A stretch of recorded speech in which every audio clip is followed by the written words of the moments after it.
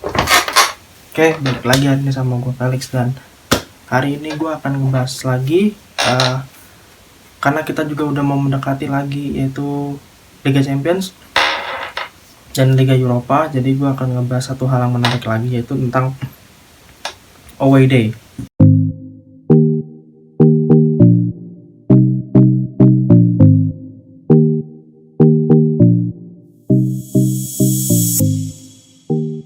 Apa itu away day?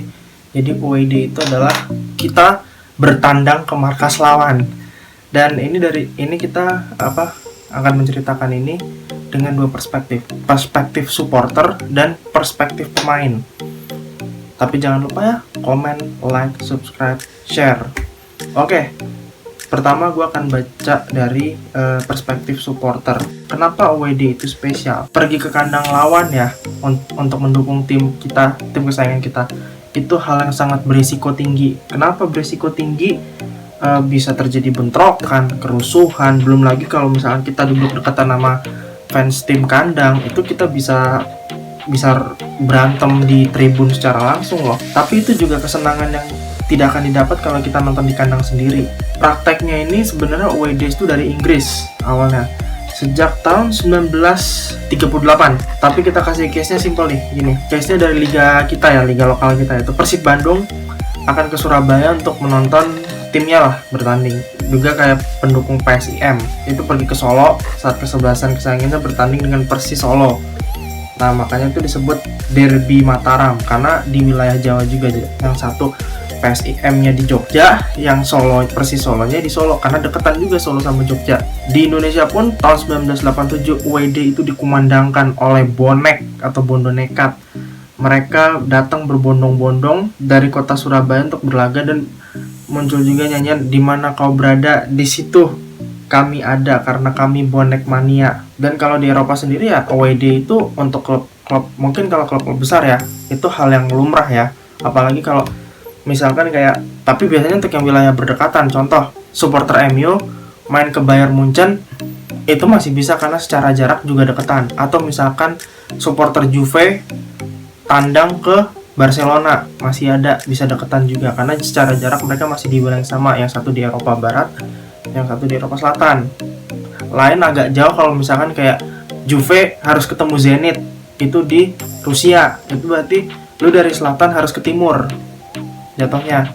Atau misalkan kayak Munchen harus ketemu Basel, itu berarti lu harus ke Eropa dari, tapi itu masih dekat sih karena di Eropa Tengah ya, berarti Jerman ke Swiss juga nggak jauh sebenarnya.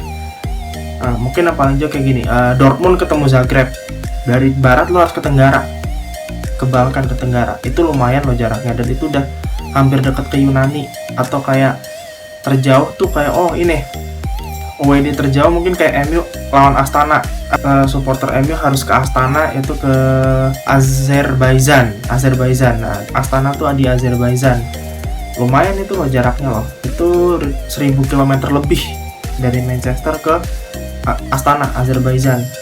Kazakhstan. Astana tuh Kazakhstan, yang Azerbaijan tuh Baku. Oke, sekarang kita lihat dari perspektif klub ya. Tadi kan gue udah bahas tuh soal perspektif klub. Kita akan ambil contoh case di Inggris ya. Kalau di Inggris untuk bertanding tandang aja itu butuh kurang dari sekitar 3 jam. Tim akan sering berpergian dengan bus milik klub. Itu kalau case-nya di lokal ya. Kalau di lokal, biasanya kalau yang wilayahnya masih dekatan itu bisa 3 jam. Tapi kalau kayak misalkan perjalanan pakai bus lebih dari 3 jam, itu akibatnya bisa fatal loh. Karena performa mereka menurun karena kekakuan masalah otot pemain. Nah, untuk perjalanan yang lebih jauh 3-4 jam, mereka akan menggunakan pesawat. Beberapa klub menggunakan pesawat jet pribadi, ada juga menggunakan maskapai yang disewa. Di Premier League misalkan, klub-klub bagian selatan, termasuk klub London yang sering terbang ke utara seperti Liverpool, Manchester, dan Newcastle. Jauh kan ya, selatan ke utara itu pasti udah jauh banget. Kayak ibaratkan simpelnya gini deh, lu dari Pasar Minggu ke Kelapa Gading, jalannya aja udah harus melintas batas ke Jakarta Pusat. Atau misalkan kayak lu dari Tangsel mau ke Bekasi lah, itu juga udah lintas batas juga. Tapi beda hal kalau kita lihat di Italia dan Spanyol, beberapa klub ada yang, nah kalau tadi kan kita lihat kayak misalkan di Inggris, Jerman, apalagi Jerman tuh landlocked, daratan semua isinya. Inggris mungkin masih ada sekitar pesisir laut sama Belanda ya. Sebetulnya Belanda kan istilahnya kan mereka ujungnya ada ujung laut. Inggris juga masih ada sekitaran putarannya tuh masih di tengah-tengah antara laut berbatasan dengan negara lain. Tapi Italia sama Spanyol kan negara kepulauan. Beberapa klub itu ada yang berada di wilayah kepulauan. Contoh kalau Italia ada Sardinia sama Sisilia. Ya resikonya adalah lu harus terbang naik pesawat. Apalagi di masa pandemi kayak gini juga pasti berat loh, lebih ketat. Sama Spanyol juga.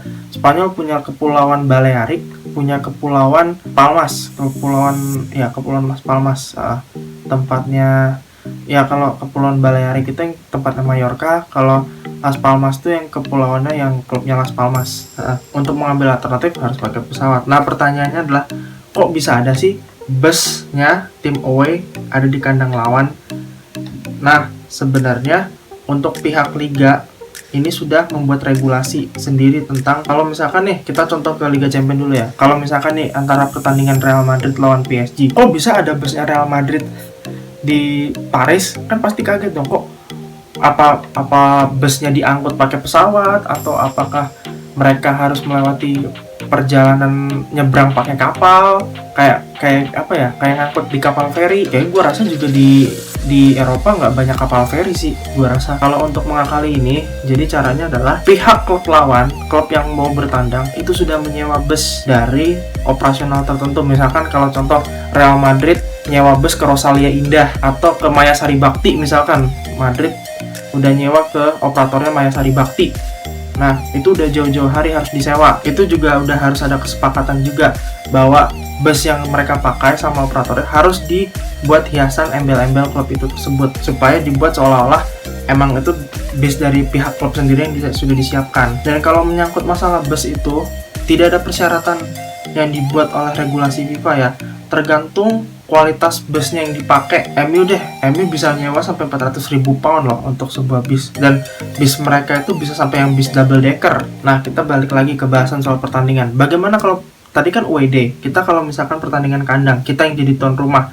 Kalau kita yang jadi tuan rumah gampang, antara lu bawa mobil sendiri atau lu bisa pakai bis. Tapi ada yang pakai bis, kenapa? Untuk menjaga integritas dan kekompakan tim. Tapi biasanya kalau klubnya udah terlanjur kaya, kayak Manchester City, kayak MU, kayak Bayern Munchen, pemainnya kalau main kandang ya pasti bawa mobil lah, demi menghemat emisi gas kendaraan bermotor. Dan kalau mau lebih hemat lagi, ada satu kasus gue kasih, satu contoh. Ada yang datang ke stadion naik sepeda. Siapa? Dia adalah Gerard Pique.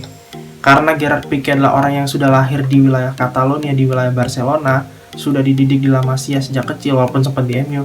Ternyata dia tuh masih hobi datang ke stadion untuk tanding pakai naik sepeda. Jarang loh ada pemain yang datang, ya mungkin karena dia putra daerah, wajar lah. Orang ini daerah-daerah gua udah tahu tempatnya, ya udah naik sepeda aja buat lebih menghemat ketimbang gua harus bawa mobil. Nggak usah sok-sok elit juga. Tapi which is good sih, harusnya di Indonesia tuh bisa diterapin tuh, pemain yang main kandang datang pakai sepeda juga cukup, atau pakai naik motor juga nggak apa-apa. Naik motor kayak lu main futsalan kan bisa. Nah tadi kita bicara lagi soal bis klub ya. Kalau misalkan untuk parade juara tidak ada ketentuan khusus ya, tapi biasanya kalau bis untuk parade juara biasanya mereka untuk menyewa bis terbuka. Bis terbuka itu tujuannya apa? Supaya para pemain, staff itu bisa melihat bagaimana rona kebahagiaan, rona keceriaan tim yang misalnya udah juara, misalkan juara liga atau juara turnamen. Jadi dipasang bis itu, kemudian mereka datang pawai parade di depan para supporter bisnya. Tapi sayang sih musim kemarin Liverpool juara Premier League tapi nggak ada pawainya. Mereka nggak bisa pawai ya karena COVID juga. Dan soal parade ini ada kejadian lucu di tahun 2011 apa ya, 2011. Jadi mereka menang nih 1-0 di final Copa del Rey, dan Ramos tangannya kepleset. Kenapa tangan kepleset? Dia tangannya kepleset, gak sengaja ngejatuhin trofi Copa del Rey, sampai akhirnya apa? Itu trofi kelindes mobil, kelindes bus. Dan kita juga nggak bisa lupain lo parade itu. Dan termasuk ada satu lagi deh kasus paling gampang, lebih konyolnya nih. Ternyata waktu Euro 2016 final Prancis Portugal, Prancis itu udah sok-sokan nyiapin bus untuk parade final. Ternyata busnya nggak jadi dipakai karena Prancisnya kalah di final 1-0 sama Portugal. Itu kayak lu udah siapin buat parade menang di rumah lu sendiri, tau-taunya lu di PHP, udah di prank duluan sama timnasnya, kan sedih banget gitu jadinya. Gue juga kasih satu kasus terakhir deh, ini tentang liga dengan rute terjauh, ini di Rusia, yaitu antara Baltika Kaliningrad dan Vladivostok. Ya, kita tahu klub Baltika ini berada di wilayah Kaliningrad. Ini juga kota yang salah satunya pernah jadi penyelenggara di Piala Dunia 2018. Ini di ujung barat Rusia, dan ini cuma wilayah sekecil ini, seuprit ini. Bahkan di luar wilayah negara Rusia, itu berbatasan langsung dengan Lithuania, Polandia, dan Belarus. Kalau orang Kaliningrad mau ke Moskow via jalur darat aja, itu lo harus melewati perbatasan Belarus dulu. Apalagi kalau lo mau kayak ke Saint Petersburg, itu harus melewati Lithuania, Latvia, bahkan Estonia. Kalau dari segi prestasi ya, Baltika Kaliningrad cukup stabil di kasta kedua ya. Sejak 2006 mereka tidak pernah terdegradasi. Ya, mereka juga beruntung karena nggak degradasi di musim 18-19 karena klub promosi Yuzhno-Sakhalins tidak memiliki lisensi bermain di liga keduanya. Nah, kalau itu berasal dari kota ujung timur Rusia, yaitu Vladivostok. Jauh banget ya Vladivostok itu udah di ujung timur, dan itu dekat dengan Teluk Golden Horn di Laut Jepang. Kalau Vladivostok ke Moskow itu sekitar 9.015 km.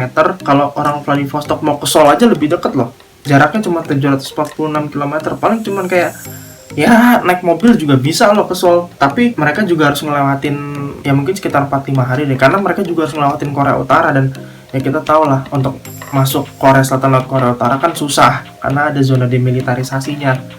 Nah, ketika Vladivostok promosi kasta kedua, akhirnya tercipta pertandingan liga dengan rute terjauh. Bayangin aja loh, Baltika Kaliningrad yang wilayahnya seuprit gini dekat sama negara lain di Eropa Timur harus bertandang ke Vladivostok dengan jaraknya yaitu 10.000 km lebih. Itu aja untuk menggelar 90 menit pertandingan butuh perjalanan pulang perginya 20 20.000 km lebih. Dan untungnya ya terdegradasi di 2019-2020 ke divisi 3. Tapi bukan karena performanya buruk, tapi karena pemerintah setempat tidak mengizinkan pertandingan sehingga harus turun kasta. Dan setelah dicek di Google Maps, butuh 5 hari untuk mencapai Vladivostok. Kalau kereta 8 hari, jalan kaki sampai 83 hari, gempor 83 hari. Kalau untuk naik perjalanan setengah hari, kalau perjalanan udara setengah hari, 12 jam. Bayangin butuh setengah hari untuk bisa mencapai dari Kaliningrad ke Vladivostok. Ini salah satu rute perjalanan away day terjauh. Oke, untuk itu dari gue cukup untuk ngebahas away day. Semoga dengan ini membuka mata kalian bahwa sebagai fans mendukung tim kesayangan kalian, ada perjuangan yang harus dibayar dengan harga mahal. Oke, thanks for watching.